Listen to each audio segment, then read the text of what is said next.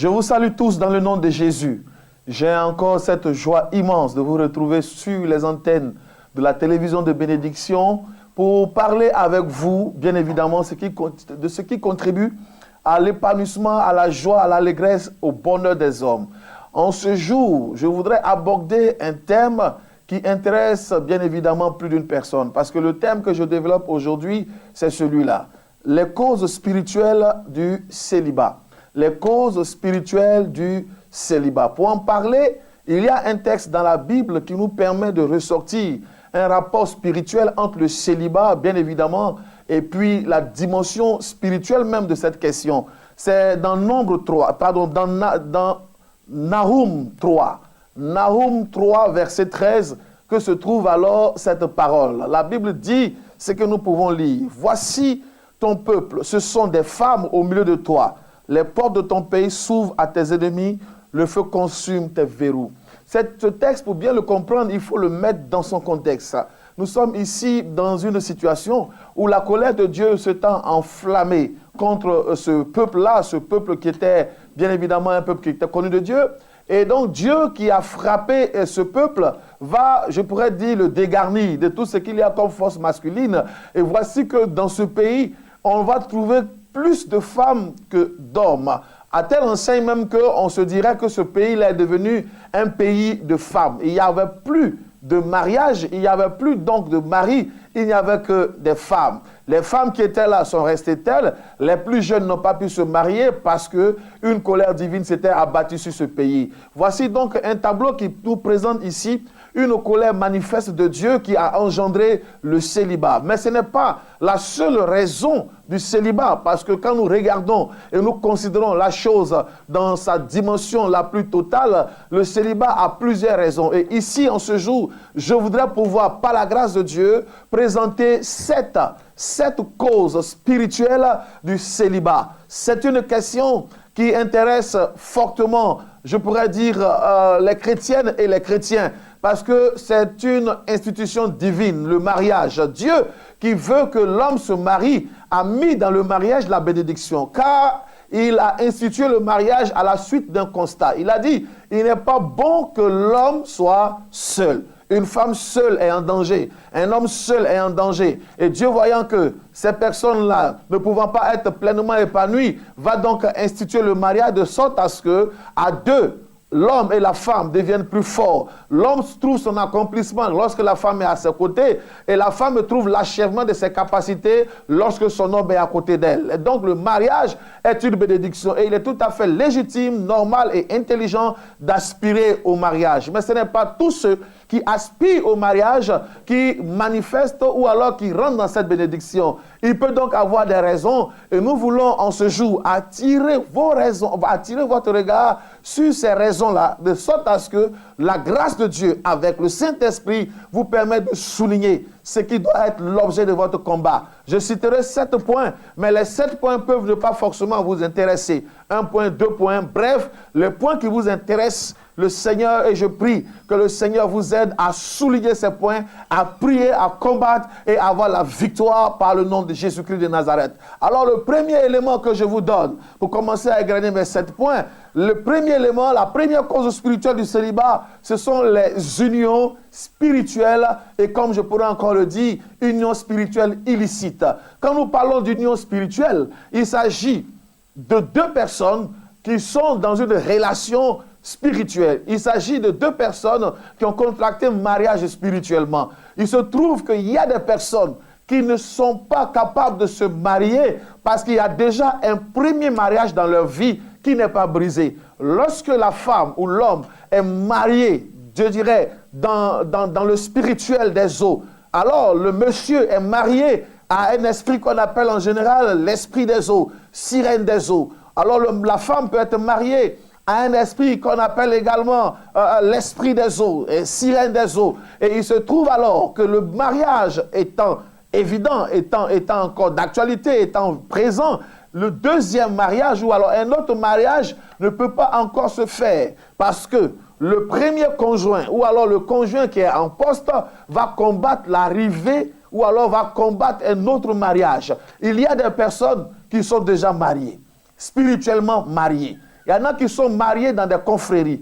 Dans les confréries, on exigera à certaines personnes de contracter des unions qui leur permettent d'avoir des pouvoirs. Et à ce niveau, on a des mariages qui sont qualifiés. Lorsqu'on veut regarder, réfléchir normalement, ces mariages-là sont qualifiés de mariages incestueux. Mais dans ces confréries, le mariage incestueux est un mariage qui permet de gravir les échelons et d'avoir des pouvoirs. Et donc, il y a des personnes qui sont mariées à leurs enfants. Il y a des personnes qui sont mariées à leurs sœurs. Je me rappelle d'un couple de jumeaux qui avait été mystiquement marié. Le jumeau et sa jumelle avaient été mariés dans le spirituel, dans la sorcellerie. Je me rappelle également d'un certain monsieur qui était marié à sa mère, ou alors je me rappelle également d'une jeune fille quelque part, je me rappelle de cette histoire, qui était mystiquement mariée à son père, et son père tirait une forte puissance mystique de ce mariage et même de ses relations sexuelles avec sa fille. Quand vous avez ce genre de situation, le mariage est difficile et voire impossible si la grâce de Dieu n'intervient pas. C'est pourquoi je veux simplement dire à quelqu'un, si vous faites des rêves dans lesquels vous êtes déjà dans un foyer, si vous avez même le sentiment de porter un anneau au doigt, sur le doigt habituellement qui porte l'alliance à la mairie, si vous avez le sentiment bien souvent de dormir dans votre lit avec quelqu'un, il y a dans votre vie un mariage spirituel, une union spirituelle. Et quand vous êtes déjà spirituellement marié, il vous sera difficile de vous remarier. Il vous sera difficile d'avoir un mariage que je pourrais qualifier de normal. Il y a bien souvent certains offices dans lesquels certains enfants sont pris au piège et on ne sait pas qu'en faisant cela, ces filles sont prises au piège. Je touche à la culture particulièrement africaine et même en Asie, il y a ce genre de rituel qui se passe. Quand quelquefois, il y a certaines fêtes, on prend des jeunes filles qui sont vierges et on les met toutes nues pratiquement, la poitrine déshabillée. Et ce sont ces jeunes filles-là qui doivent marcher peut-être quelquefois en tête du peloton, du cortège de fête, parce que ces jeunes filles doivent être présentées à la divinité. À l'occasion de ce genre de rituel, ces jeunes filles, bien souvent, se trouvent être maintenant mariées à ces esprits qui sont adorés. Et ce genre de situation font alors que ces filles qui sont passées par ce genre d'exposition ont du mal après à se marier, puisque au cours de cette cérémonie, elles ont été ici dédiées, données en mariage à la divinité qui est censée bénir ou alors qui est censée protéger le village. C'est un grand piège. Et si vous êtes passé par là et qu'aujourd'hui vous êtes en Jésus-Christ, allez-y à la délivrance, car l'Esprit du Seigneur peut briser l'ancienne alliance pour bâtir une nouvelle alliance dans laquelle vous aurez le mariage, dans laquelle vous serez bénis.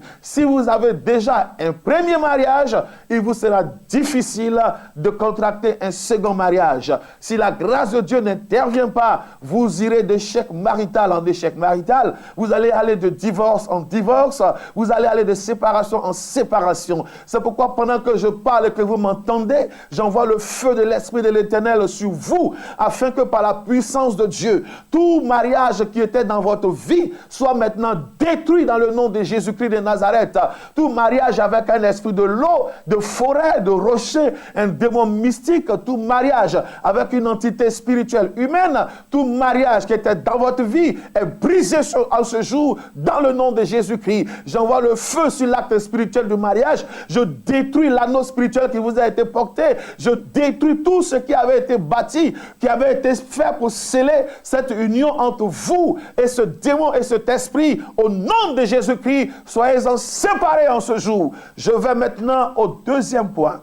Dans le deuxième point, nous sommes ici dans le cas de la possession démoniaque. Dans le cas de la possession démoniaque.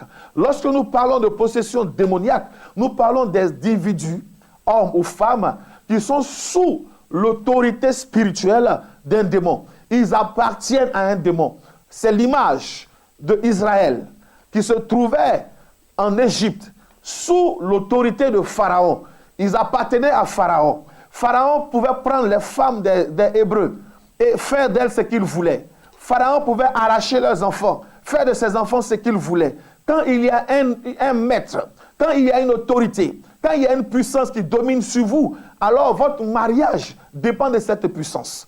Quand quelqu'un de bien vient, il estime que cette personne ne remplit pas les conditions que lui, il a fixées, il rejette cette personne. Mais quand quelqu'un qui va vous faire du mal vient, parce que lui, il a en lui le principe de mal, il autorise alors cette union. Et vous faites des mariages de 2 ans, de 3 ans, de 5 ans. Et après, à chaque fois, il y a des divorces, il y a des problèmes. Quand vous avez un esprit qui vous possède, lorsque vous appartenez à un démon, s'il vous donne un mariage, ce sera un mauvais mariage. Ou alors, dans le plus difficile des cas, il n'autorisera même pas que vous puissiez vous marier à qui que ce soit. Si on se joue un démon, quel que soit son nom, sa nature, son histoire et sa raison, quelle que soit alors sa capacité de nuisance, si ce démon est dans ta vie et t'empêche de te marier, au nom de Jésus-Christ de Nazareth, que ce démon quitte ta vie maintenant même. Au nom de Jésus-Christ de Nazareth, que ce démon décampe de ton histoire. Au nom de Jésus-Christ de Nazareth, que l'influence, la force et la présence de ce démon soient brisées, qu'il soit chassé. Je vais avec vous au 3e point. Au 3e point. Le 3e point, c'est la malédiction liée à l'adoration. Il y a une malédiction que nous héritons, dont nous héritons, que nous recevons à cause de l'adoration qui a été pratiquée par nos ascendants, ou alors que nous-mêmes nous avons eu à pratiquer. Quelle est cette forme? Ou alors quel est le visage de cette malédiction? C'est simplement que, par le principe de l'adoration, la ressemblance à l'esprit qui est adoré va alors se manifester dans la vie des adorateurs. Je veux dire quoi? Ceux qui adorent le serpent vont finalement hériter des caractères du serpent. Ceux qui adorent le rocher vont hériter des caractères du rocher. Mais vous convenez avec moi que le rocher n'a pas une vie conjugale. Le serpent n'a non plus une vie conjugale. Quand vous adorez des entités qui n'ont pas la culture du mariage et leur esprit est en vous, il aura donc en vous l'esprit de la répulsion ou du rejet alors de ce qui est mariage. Et donc c'est une empreinte malédictionnelle qui se pose dans votre vie et qui refuse le mariage. À cause du rocher qui est adoré dans ta famille, la malédiction du célibat est là. À cause du serpent qui est adoré dans ta famille, la malédiction du célibat est là. À cause même dans certaines familles où on adore des arbres, on adore des forêts sacrées, on adore des eaux. Je n'ai jamais vu 2 coups d'eau se rencontrer sans s'embrasser et avoir des enfants. À cause de ces choses qui sont adorées, à cause de la créature qui est adorée et qui en elle-même n'a pas le principe du mariage, à cause de la créature adorée, la création adorée, le célibat est alors sémé dans la vie de plusieurs personnes. Difficulté au mariage à cause de la malédiction. Ce qui a été adoré dans votre maison est à la base du célibat qui règne dans votre maison. Plusieurs femmes de génération en génération, vous êtes belles, vous êtes intelligentes, vous avez tout ce qu'il faut, mais vous n'arrivez pas à vous marier. La solution, ou alors le problème se trouve dans ce qui a été adoré, et la solution alors se trouvera dans l'action de Jésus-Christ sur ces forces-là. C'est pourquoi toute malédiction liée à l'autel d'adoration, maintenant ici, je fixe ces malédictions dans vos vies, et nous les brisons dans le nom de Jésus-Christ de Nazareth. Que tout ce qui est malédiction, toute malédiction qui t'avait emballé et qui t'empêchait de te marier, que cette malédiction soit brisée, que cette malédiction soit cassée, que cette malédiction soit arrachée, soit ôtée dans le nom puissant de Jésus-Christ de Nazareth. La malédiction liée à l'adoration est un frein, est un problème au mariage, et ça crée toutes sortes de difficultés pour que vous puissiez même avoir la capacité même de rencontrer des personnes. Ces choses-là, quand elles vont plus loin, elles vont entraîner la perversion et la déviation. Beaucoup de déviations sont à la base de l'activité de la malédiction de cet esprit d'adoration. Ça va vous pousser pour certains au lesbianisme et pour d'autres, comment je vous dis cela, à l'homosexualité. Quand vous voyez des homosexuels, bien souvent, la racine malédictionnelle a travaillé. Les autels ont travaillé. Et ces autels les ont poussés à contracter des relations contre nature pour ne même plus jamais que l'idée même du mariage, c'est-à-dire homme et femme, puisse se manifester dans leur vie. Ce sont des choses qu'il faut comprendre. Et je crois en ce jour que l'Éternel te donne à toi la victoire dans le nom de Jésus-Christ de Nazareth. Toi qui dans ton cœur as dit je ne me marierai plus jamais à un homme, tu as un problème spirituel. Toi qui refuses rencontrer quelqu'un pour te marier, tu as un problème spirituel, tu portes une chaîne au pied, tu as les tendances même à aller vers des femmes, c'est la malédiction de l'autel dans votre famille qui te pousse à cela. Toi qui as le désir d'aller maintenant te mettre en couple avec des hommes, tu n'as plus de désir pour des femmes, c'est la malédiction de l'autel de votre famille qui te pousse à cela. Ressaisis-toi, car ce chemin est le chemin de la déchéance, de la destruction du feu éternel, et tu n'auras pas de salut dans ce chemin. Le mariage est une institution divine qui doit être honorée, et c'est une grande richesse que tu ne dois même pas, dont tu ne dois même pas te priver. Saisis ton mariage, et je sais que tu seras comblé, tu seras épanoui, tu seras béni. Quatrième point que je veux toucher avec toi, c'est l'alliance avec les esprits guerriers. L'alliance avec les esprits guerriers, c'est quoi? Au temps où nos parents avaient des conflits et des confrontations nombreuses, ils avaient bien souvent l'habitude de solliciter des puissances qui leur permettaient alors au combat d'être forts. Et quand ces alliances se sont tissées, les parents sollicitaient des esprits qui descendaient dans leur sang.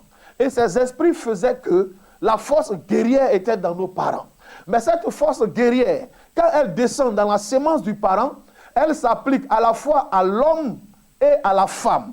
Et donc les descendants de parents ou alors qui ont adoré des esprits guerriers se trouvent donc dans la situation où les femmes n'arrivent pas souvent à se marier parce qu'elles ont un esprit en masse d'hommes, elles ont un esprit guerrier. Ce genre de femmes, je vous donne le profil, elles sont autoritaires, elles ont la force. Elles sont violentes dans le langage. Quand il s'agit même de, comment je veux dire ça, la soumission, elles ont un problème réel avec la soumission. Elles défient toujours l'autorité. Et quelquefois, c'est les femmes qui ont un profil de chef d'entreprise et qui ont un caractère de battante, comme on le dit. C'est vrai, la femme doit être battante, mais elle ne doit pas être battante avec le caractère en masse. La femme, c'est la douceur. La femme, c'est l'humilité, la soumission. La femme, c'est ce qui est agréable. La femme n'a pas besoin d'être dure. L'homme est dur pour la femme. La femme doit profiter de la dureté de l'homme. La femme doit être douce, câline. Elle doit aider l'homme quand il rentre à la maison à se ressourcer. C'est ça la femme. Mais ce n'est pas à la femme de mener toutes les guerres, de mener tous les combats. Mais quand vous avez l'esprit des Amazones, que je peux nommer quelque part en Afrique, quand vous avez, même en Côte d'Ivoire, l'esprit de certaines personnes, certaines ethnies où il y a des démons guerriers, et quand je remonte même vers la Mauritanie, quand vous avez ces esprits-là, vous n'arrivez pas facilement à vous marier. Vous allez avoir des situations difficiles. Et vous allez toujours regarder les hommes comme des personnes avec qui vous êtes en conflit. Et à la moindre petite situation, vous allez toujours partir. Vous serez enclin à la colère. Vous serez prompt à faire des palabres. Parce qu'une femme qui a cet esprit guerrier ne peut pas bâtir de foyer. L'homme qui a l'esprit guerrier peut prendre des femmes. Il peut les maltraiter si la femme a le courage de rester. Mais il va encore retourner parce qu'il y a en lui la pulsion naturelle d'aller vers la femme. Mais chez la femme qui a l'esprit guerrier, cette pulsion-là est arrachée, cette pulsion est morte.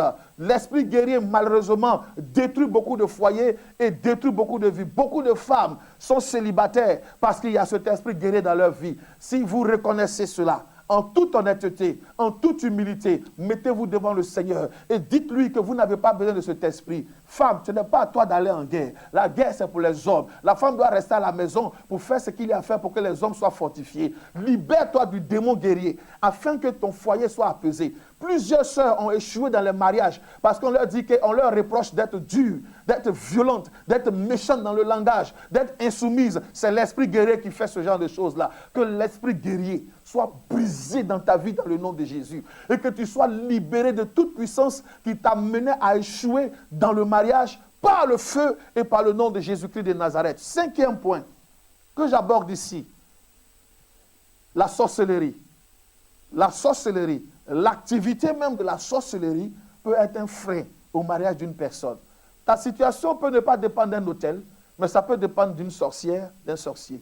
L'activité de la sorcellerie peut se manifester comme la puissance que quelqu'un exerce contre toi pour nuire à ton épanouissement et à tes bénédictions. Dans le cas de la sorcellerie, c'est quelqu'un qui est à côté et qui travaille à nuire à ton épanouissement. Les hommes peuvent venir, mais ça ne marche jamais. Dès que quelqu'un se déclare, ou alors dès que tu présentes quelqu'un en famille, les jours qui suivent, la personne ne veut plus te parler et bizarrement, la relation, comme on le dit, la relation s'arrête. C'est qu'il y a une puissance qui est là, qui travaille à détruire tout ce qui vient dans ta vie Mais le Seigneur t'a donné la victoire sur la sorcellerie. C'est pourquoi je peux te déclarer que tout esprit de sorcellerie qui combat ton mariage, que l'Éternel combatte cet esprit et le détruise au nom de Jésus. Que le sorcier, la sorcière soit vaincue dans le nom de Jésus-Christ de Nazareth. Une autre forme au niveau de la sorcellerie, c'est qu'il y a des personnes dont le mariage même a été vendu au niveau de la confrérie.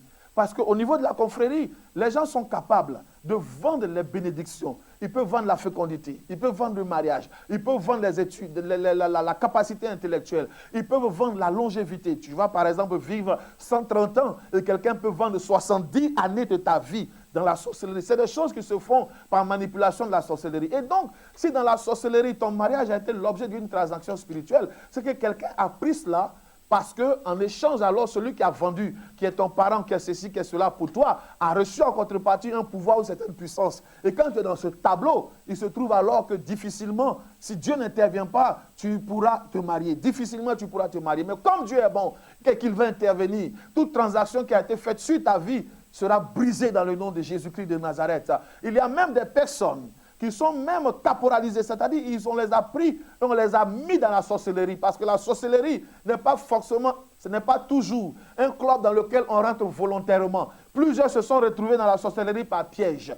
Beaucoup ont été piégés et ils se découvrent dans un système dont ils ne peuvent sortir. Quand ils veulent sortir, on leur dit on va te tuer, on va tuer ta famille et ils sont condamnés. Beaucoup sont retrouvés dans la sorcellerie et sont manipulés, sont instrumentalisés. Ils n'ont plus de témoins, ils n'ont plus de vie. Et ces personnes-là, bien souvent, quand elles veulent se marier, l'esprit même de la sorcellerie dit je refuse. Si la sorcellerie fatigue ta destinée et empêche ton mariage, que le feu de Dieu détruise cette confrérie, brise son joug sur ta vie et que tu sois libéré par la puissance du nom de Jésus-Christ de Nazareth. Le 6e point, c'est la parole de malédiction. Il y a des personnes qui ont prononcé elles-mêmes des paroles.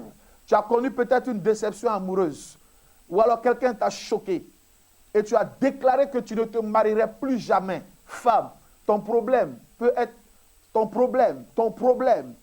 se trouver dans cette déclaration que toi-même tu as eu à faire un jour. Ce n'est pas quelqu'un qui l'a déclaré, mais à cause de la déception que tu avais subie, à cause du mal que tu avais enduré, peut-être que quelqu'un t'avait engrossé, il t'a laissé avec l'enfant, tu as traversé des moments difficiles, tu as accouché, l'enfant est mort, et depuis ce jour, tu t'es promise de ne plus jamais rentrer dans le mariage. Cette parole que tu as libérée est une malédiction qui est sur ta vie. Cette parole de malédiction doit être brisée. Renonce. Reviens sur cette parole, répands-toi de cette parole. Et cette malédiction que toi-même tu as placée dans ta vie va alors quitter pour que tu puisses te marier. Ou alors c'est d'autres personnes qui ont déclaré des paroles de malédiction. Je sais par exemple que quelque part, une femme qui a été maltraitée dans une famille en tant que belle-fille est morte de maltraitance subie de la part de ses belles-sœurs. En mourant, elle a maudit sa belle famille. Et la malédiction qu'elle a libérée, c'était que les femmes de cette famille ne se marient plus jamais. Et il s'est trouvé un blocage marital. Les filles ne se mariaient plus. Celles qui étaient mariées, on a commencé à les divorcer. Mais ce que vous avez sémé a enfanté la malédiction. Et la femme qui a souffert, qui a été maltraitée et qui est morte, qui en est morte, pendant qu'elle mourait, la parole qu'elle a libérée a laissé un impact sur la famille. Il fallait travailler là-dessus sérieusement pour que la bénédiction puisse rentrer dans cette maison. Il y a des paroles qui peuvent bloquer. Il y a des paroles qui peuvent maudire. Il y a des paroles qui peuvent créer des problèmes. Il faut que ces paroles soient brisées pour que la bénédiction rentre. Le dernier point que je touche, c'est la malédiction de la prostitution. Il y a des femmes, dans les temps anciens, je veux dire dans les temps d'ignorance, où tu ne connaissais pas Jésus, tu as multiplié les copains. À Abidjan, on dit les gars. Tu as multiplié, tu as eu beaucoup de copains, tu as eu une vie ça et là, tu es rentré dans tel foyer, tu sortais avec tel monsieur, avec tel autre, et c'était de l'argent, pour toi tu t'en foutais, tu as même cassé certains foyers, et puis un temps arrive, tu en prends peut-être conscience, ou alors même tu n'en prends pas conscience, mais le temps de la malédiction, le temps du compte du compte à rebours arrive. Et en ce moment, tu as maintenant l'envie de te marier pour te sécuriser pour demain, parce qu'il n'y a pas d'âge pour se marier, même à 70 ans le mariage est bon. Même à 80 ans, le mariage est bon. À 90 ans, je ne sais pas, à 120 ans, le mariage est toujours bon. Parce qu'on n'a pas toujours les mêmes défis et objectifs du mariage au fur et à mesure que les années avancent. Quand on est jeune, on se marie, on veut faire des enfants. Mais à un moment donné, quand on est ménopausé, ce n'est plus l'ambition, le désir de faire des enfants qui nous tient. Mais on doit se soutenir pour traverser la vieillesse. Parce que si on est dans la chambre et qu'il y a un qui a peut-être une crise, il faudrait que l'autre à côté puisse le réveiller ou alors le toucher, se rendre compte de son état, appeler les pompiers pour que la personne aille à l'hôpital. C'est ça aussi, assister l'autre, le soutenir. C'est ça aussi le mariage. Il y a plus d'intérêt dans le mariage, il ne faut pas le réduire à faire des enfants ou au sexe seulement. Pour dire à quelqu'un, il ne faudrait pas que tu te dises, je n'ai plus de raison de me marier, tu as encore toutes les raisons de te marier. Et donc, quand on prend conscience à un moment donné et on veut se marier, on ne peut plus. Parce que la malédiction des foyers que tu as brisés te suit. Les divorces que tu as créés dans les maisons, ça te suit. Les hommes que tu as menés à répudier leurs femmes, ça te suit. Ces femmes qui pleuraient et qui sont sorties des foyers, à cause de toi, ça te suit. Bien-aimé, si tu te reconnais, répands-toi. Le chemin de la repentance est toujours disponible. Et l'Éternel Dieu est prêt à recevoir une femme, un homme qui est réellement repentant. Toi qui as été, comme on le dit, dans ces jargons-là, des gigolos, toi qui es allé avec des femmes et qui a cassé leur foyer, qui les a jetés à la rue après. Je me rappelle de ce genre de triste histoire que nous avons vue dans une cité quelque part. Mais c'était triste. Il a pris la femme du monsieur et le monsieur pleurait, mais il a arraché la femme. Et quelque temps après, lui-même, il a eu des problèmes. Il a laissé cette femme. Et plus tard, il ne pouvait plus se marier. Ce sont des malédictions. Quand vous êtes passé par ce genre de choses, allez-y à la repentance. Allez-y à la repentance et le Seigneur saura vous aider. Oui, Dieu est bon. Dieu est bon. Et Dieu veut que l'homme et la femme soient ensemble.